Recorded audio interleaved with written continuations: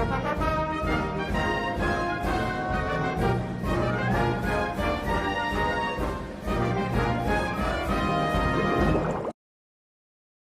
followers, this is your boy, movie maker Doug 55.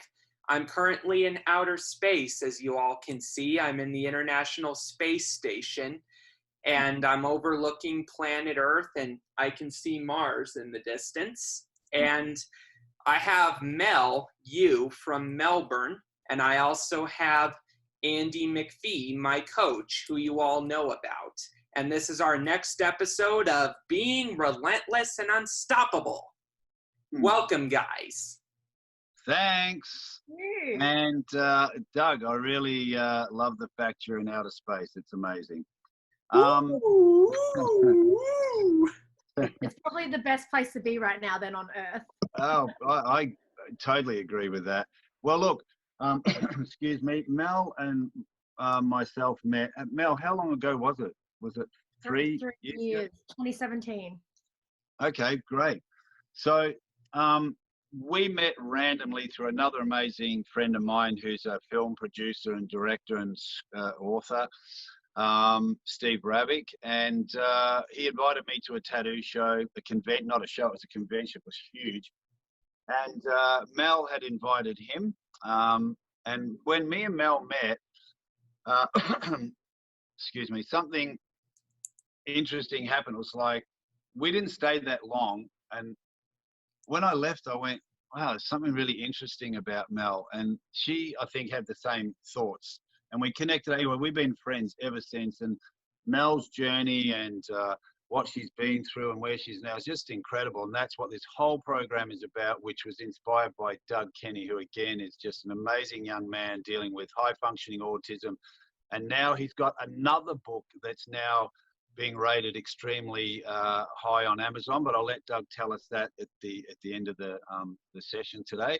But congratulations, Doug. And Mel, thanks for joining us and making the time, even though you probably have plenty since you're locked down again in Melbourne.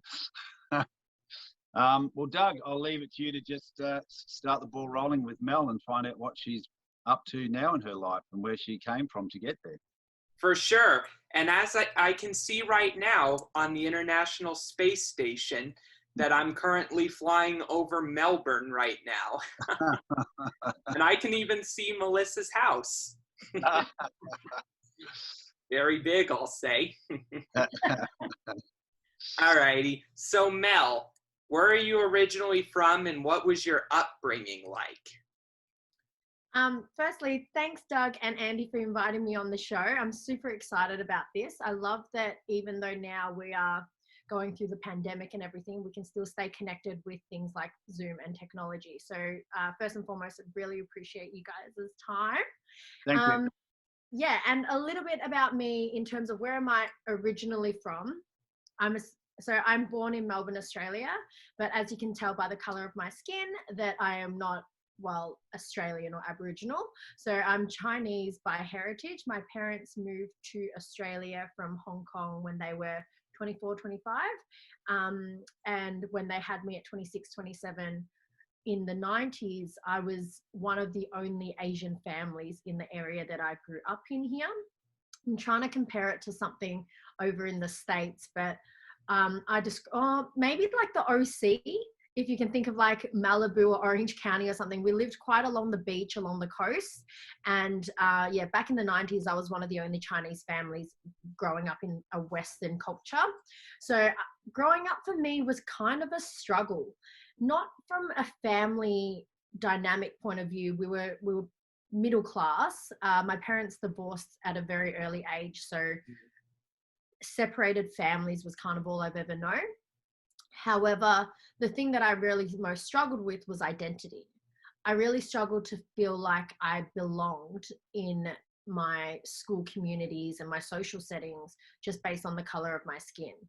I didn't realize it at the time, but now looking back, it's kind of that beautiful journey where as a young kid, you do everything that you can to blend in and to not stand out. When I think as you get older and you become an adult, you realize that that was your superpower all along, that you were meant to stand out or you were born to stand out.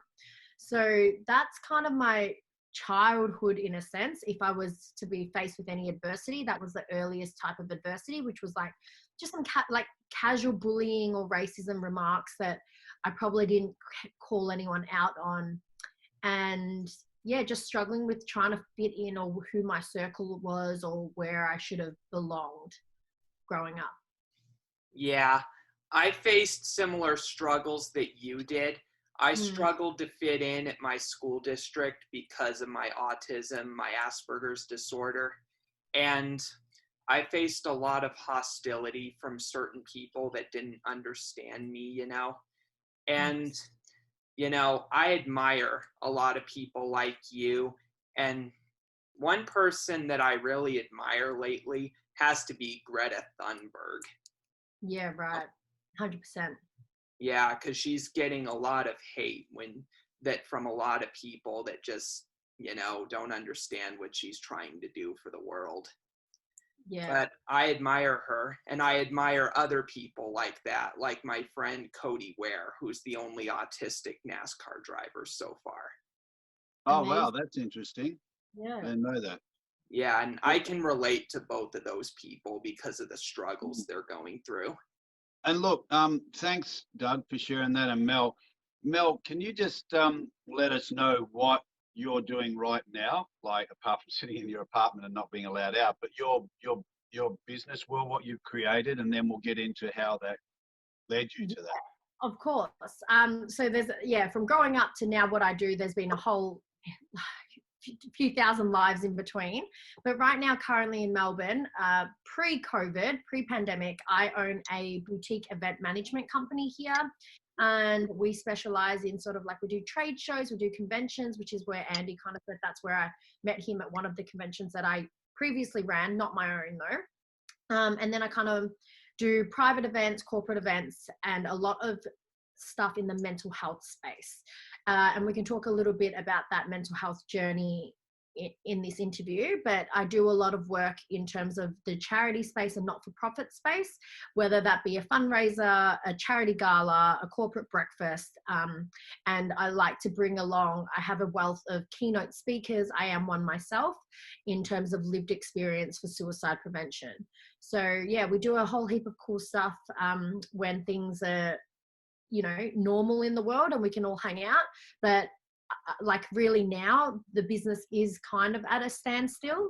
We have pivoted it in a way that we do a few master classes. I do mental health workshops on Zoom, but as you can imagine, it's not exactly the same. Sort of like, I mean, if you're acting, it's not exactly the same being in a Zoom call than in a room where you can feel that energy. But Yeah. that's kind of like, go on. Yeah, sorry, Mel. That interruption, people keep calling me. It's just, I'm so popular. I'll stop it. Just, yeah, Andy McPhee, what do we expect? Yeah, there's probably more someone going, you haven't paid your phone bill, mate. I'm going to cut you off. So that's great, Mel. And I do know your story. And it's a tough one, you know, and to where you are now, that you can do what you do and still have that beautiful smile on your face, and not forget your past, not trying to get rid of it. It's there. That's what it was. And, you know, being the stand for who you are. And same with you, Doug, you know, your journey in that different aspect of where you are now, which I truly believe, and I'll say it right here now, I guarantee within 12 months, I believe Doug's going to be up there with the number one influencers for people with autism. And sorry, there's a plane going over. And an author, because your books are doing amazing. So, Mel, can you just share, or before I go into that, is there anything that you want to ask Doug before I go into my next question? Yeah, there's a little bit I'd like to ask. Tell me about your companies, including MCO Events Organization. What do you do there? So that is the event company that I just said that I did do. We are contracted to do event management services. So say anyone needs to come to, you know, a business needs an event to run, whether that be a social event, Christmas party, you name it. If it's private, it'll be a birthday party or a wedding. We come in and I will organize everything, the run sheets, the timing, the invitations, the guests, speak to the venue on your behalf, work out the budgets on your behalf, and I do the bump in and the bump out of the event. So it's a whole production. It's lots of fun. I'm a pretty big extrovert, so I kind of vibrate off a lot of energy anyway. So that's why I fell into that event space. Nice. Pretty cool. So yeah, after that, I must ask, are you a psychologist at all? So I have 4 years of psychology as an academic background. I've done a Bachelor of Psychology as well as an honours in psychology. I can't call myself a qualified psychologist yet because here in Melbourne, and I think it's the same in the States, we need our master's degree, which is 2 more years on top of that. And I haven't really gone down that path. I can become a provisional psych right now. And I do a lot of work in the mental health space. So I have a certificate 4 in mental health and a certificate 4 in crisis counseling. And that's kind of helped me enough for now to do the work that I'm doing. But if I'm a qualified psych, unfortunately not yet. But maybe somewhere in the future, I will definitely consider going back and maybe getting my master's so that I am qualified. Yeah, that's great. I can imagine if you get a PhD. Professor Mel U, PhD.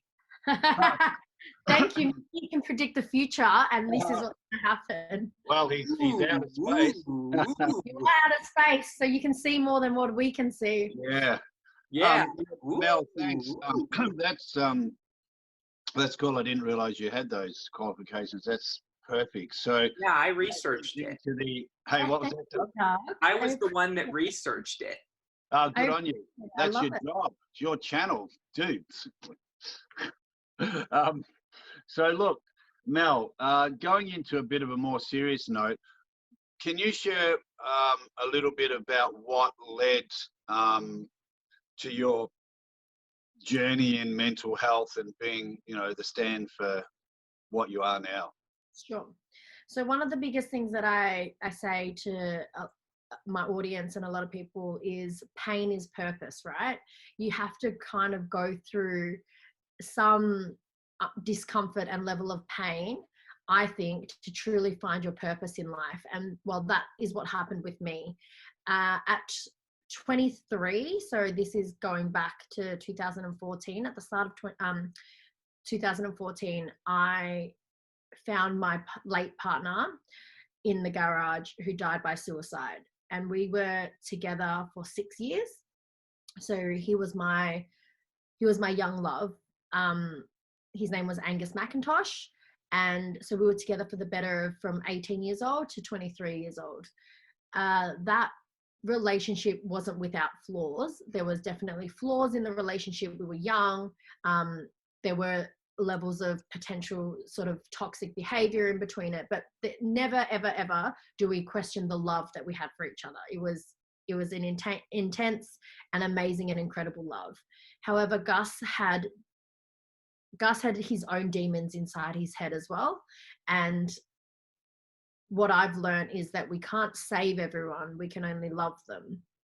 So when he died in January 2014, and when I found him, I would think that would be, without a doubt, one of the most traumatic experiences that I've had to go through. It was 100% the fork in the road for me at 23 to try and plan your 23-year-old boyfriend's funeral.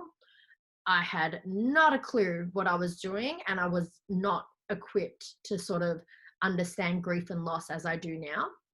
But that being said, from that moment that Mel died with Gus, I died that night too.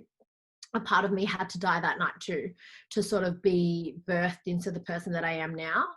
And from that one experience, I think I've just been able to be very honest and transparent and open about that experience. And every time that I'm incredibly vulnerable and I share my lived experience with people, people really resonate with it. And so that's when I kind of knew there's something here. There's something in the power of storytelling, and there's something being able to be a voice for the voiceless. Suicide happens every day, but how many people actually step up and put their whole lives, at risk or to be judged, but to share that story and so that other people can resonate with it. That's a whole nother level. And I think that takes an intense amount of courage to share. And just like yourself, Doug, and Andy, like every time we share our stories, we share it from a place of service. We share it so that in hopes that maybe someone else can take something that we've learned or gone through and they can make it their own. You don't have to physically have lost someone to suicide to be able to relate with my journey and experience of loss and grief and losing someone that they love.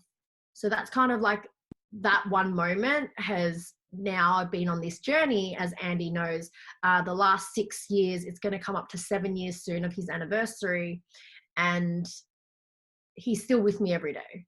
He definitely, every day that I'm alive, Gus is alive because he lives through me. Yeah, that's great. Thanks for sharing that. Sorry, Doug, go on. Yeah, that's really a good way to look at it. Do you believe in the afterlife at all, or religions at all, or no?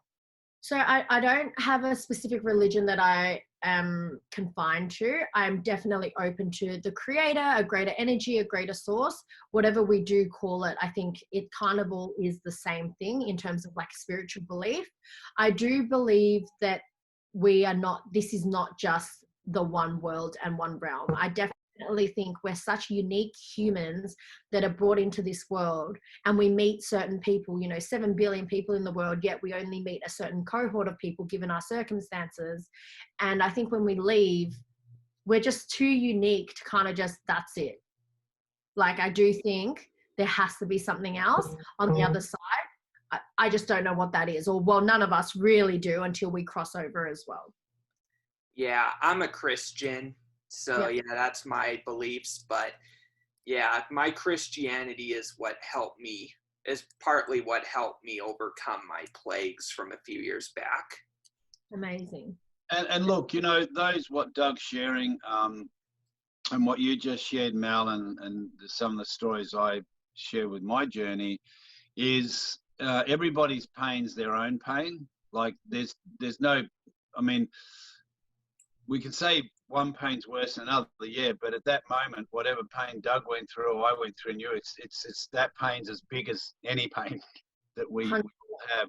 And I think what you just both shared then, and I go through this, we are afraid. I've got a guy we're interviewing tomorrow night named Ron. He's a friend of mine from, Landmark, and Ron's, he was a tank commander in the Israeli army, young guy, and his tank got blown up and he's now spent most of his years in a wheelchair.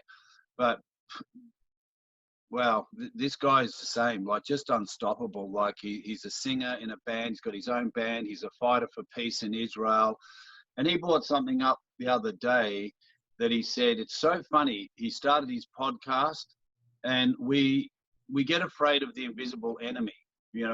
Like Doug or myself were sharing this channel on Doug's channel and on mine, and not everyone's going to like it, and that's fine. But what happens is anything on social media can affect us if you allow it. Like someone doesn't like something or they make a comment, and that can. He said, I'm actually more afraid of that than the enemy I fought during the war. He said, my enemy I wasn't afraid of. I knew who it was, and that's why I was there.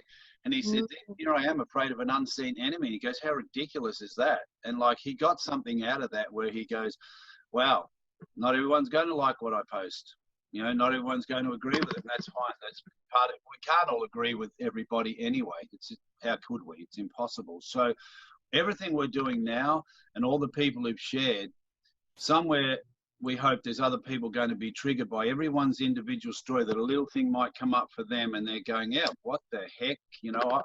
I'm bigger than this. I can create whatever I want in my world. even if it's just to have someone be happy in their 9-to-5 job and have some hobbies after. You don't have to be a millionaire. You don't have to be an influencer. Just as long as your life is created around what makes you happy and the stand for the people you're around. And that's, what we're all. I agree. We should definitely be measuring, we talk about success and everything all the time, but we shouldn't be measuring things on monetary value or what success is. Success should just be how happy are you and how fulfilled are you with your life.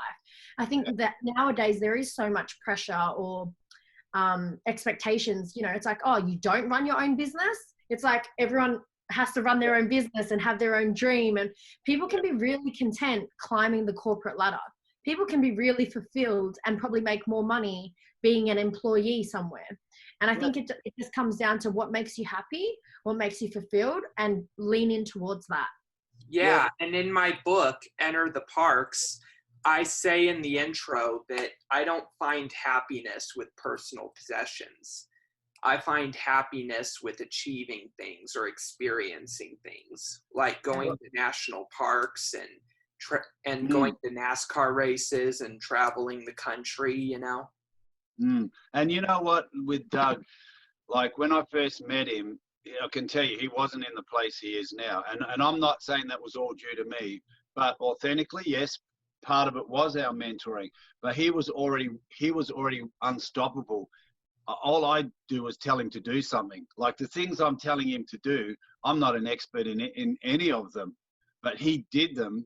And I mentored him and stood in there, but he did the work. He did every single thing, and he's built his social media up. I said, oh, you need to build that up. Now I'm saying, hey, Doug, when you build your social media, like, what did you do? Like, I'm asking him now, right? But that's part of it. Like, he just needed that person, whoever it's going to be, and it was me, and it's been plenty of other people, to say, hey, there's something in you need to start manifesting and growing. And he's doing it. He's unstoppable. And I absolutely know he is going to be a huge influencer and a top-selling author, because he just showed me a book I didn't even know he had. And now that's rated 100s on, and what particular area in Amazon is that, Doug? Photojournalistic. Okay, and it's around about 100th bestseller, yeah? Yeah. That's I great. love that. That's amazing. And Mel, can I ask you something about what you just shared, with your loss? Does that affect you anywhere else, like in life? Does it come up for you in other relationships 100%. Or when you're out with people or anything, 100%. I think, I don't think things just affect one area. If there's something there, it's a holistic approach, right? It will transfer or it will leak into every other area of your life. So with this particular death or loss, not only did I for a long time there absorb this identity or belief system that everybody leaves. So I had just originally shared about early on my parents being divorced, didn't feel like I belonged growing up in school. And then my partner literally died because he didn't want to be here anymore. So for the longest time, I believed that everybody leaves. And what that limiting belief did for me was that I manifested it so that I couldn't hold a long-term relationship. If I tried to date again now, there was a lot of fear of abandonment there.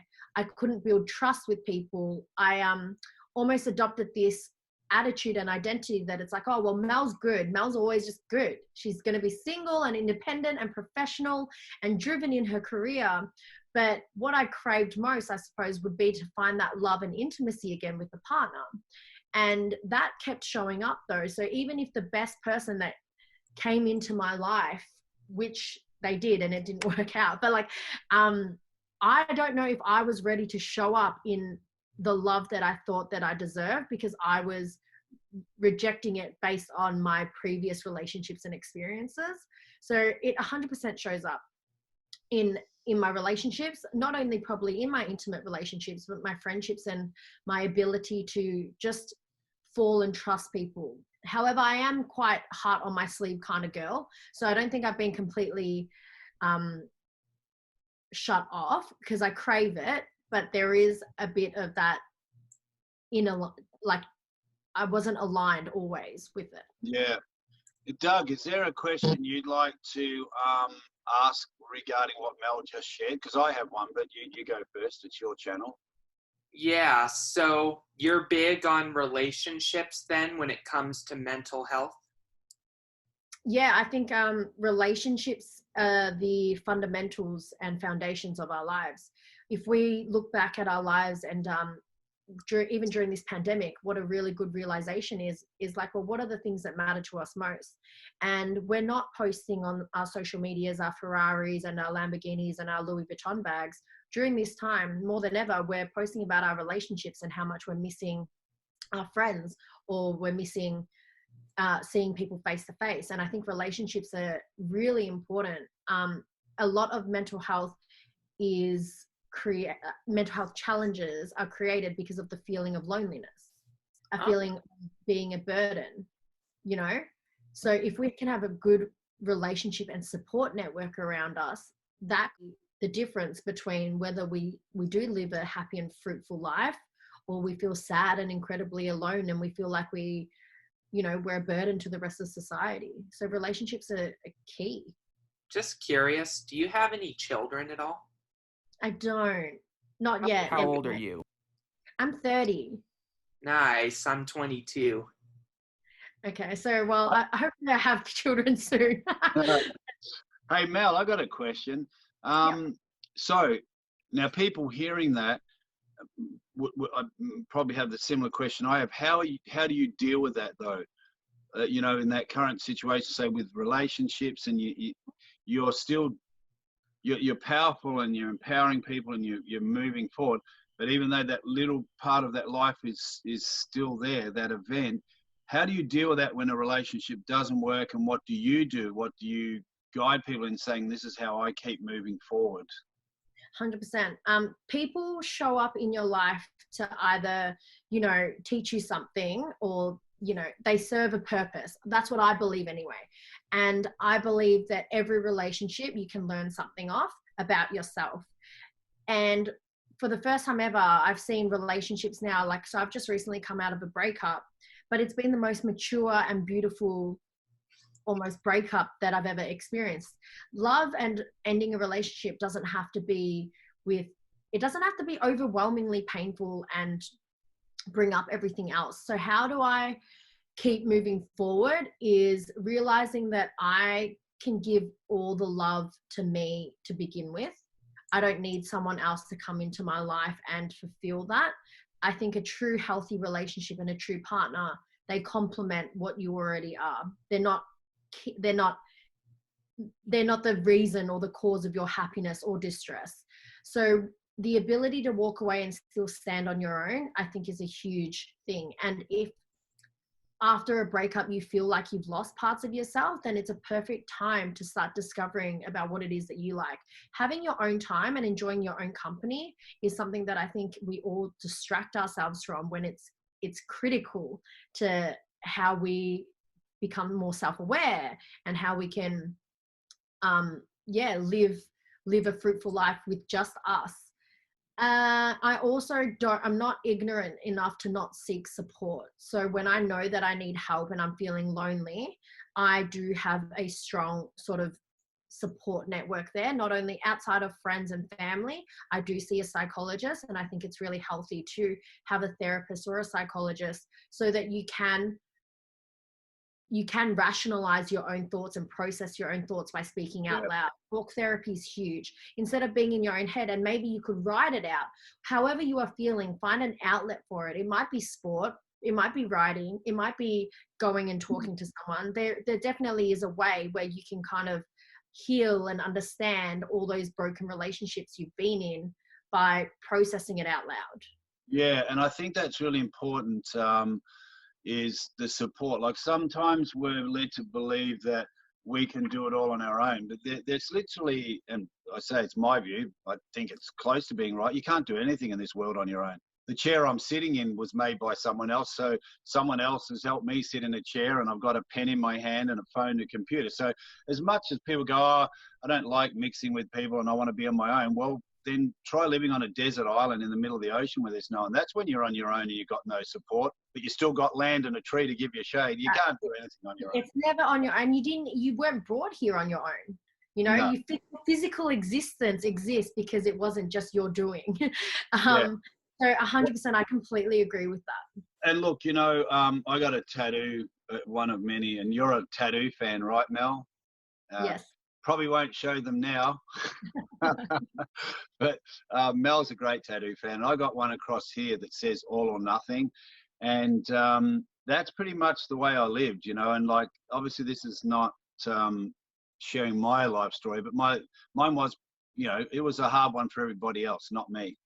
You know, I ruined relationships. I was a pretty angry guy, got in a lot of trouble, dealt with the underworld and did all that, but it didn't bother me because I got out of it, you know. But the pain I left behind with other people in the broken relationships and my children, they're great now. We get on well, but that's only because I came to that pushing point.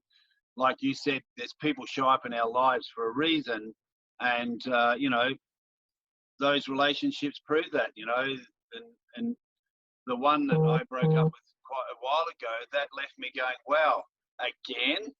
Like, you got to start caring about your own life now, mate. Otherwise, this is going to keep happening. So I've been on my own for about 3 years, but I totally respect those people that helped me really get and see, you know, what I was causing, but I refused to see it. I always wanted to be the person who's right and never listen to people and you're wrong and I'm right and you blow your horn at me and I'll get out and knock you out. You know, then someone will knock me out. Sorry, Mel, go on. That's all your ego, right? That's the right, ego totally. at the surface. Yeah. Until you can find that humility, but also you now have, only through time have you got that self-awareness to look back and go, hey, I was a shit person. You know, I caused all this pain. Some people never even have that reflective moment. Yeah, that's right. And so it's funny because you start having, and you wonder where the ego came from. Well, it came from somewhere.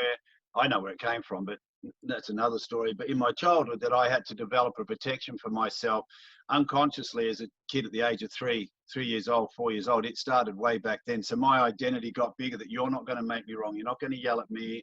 I never do anything wrong. And then I just created a mess for everybody everywhere I went, even though I think I was a good person, caring and loving, but the other side was not that. And I think Doug would have, you know, met a lot of that, like his story when he went to school at 4.5, kindergarten, and he was told to stay home the next day. And he had no idea what he did. Is that correct, Doug? That's correct. But might I ask something? Knowing your ego, is it a bad time to say that you need to not wear polka dotted shirts? You're talking about my ego? Doug, I don't have an ego. Please don't forget, everyone, who I am. It's Andy McPhee. We made him take off that name badge just before he was wearing it. We're like, did you want everyone to know that your name's Andy McPhee? Yeah, no, that's not ego, Doug. That's just completely tasteless in fashion. Yeah, you know I'm messing, right? Yeah, well, either that. I have to, Doug, otherwise you'll sack me as your mentor. I've got to agree with everything you say, Doug. That's right, and don't you forget it. Yeah, don't you forget it. Well, that's great, Mel. And look, it's so good to see you be able to have fun with such a tragic story that you told. I mean, not fun with the story, but fun with us, and still have a smile on your face, which is just part of this, that, you know, hopefully you're giving someone out there who's going through something really terrible and hard at the moment to see that as much as they're in it at the moment, there is something at the end of that tunnel. There is light, and it's not easy. It's not easy. It's a tough road.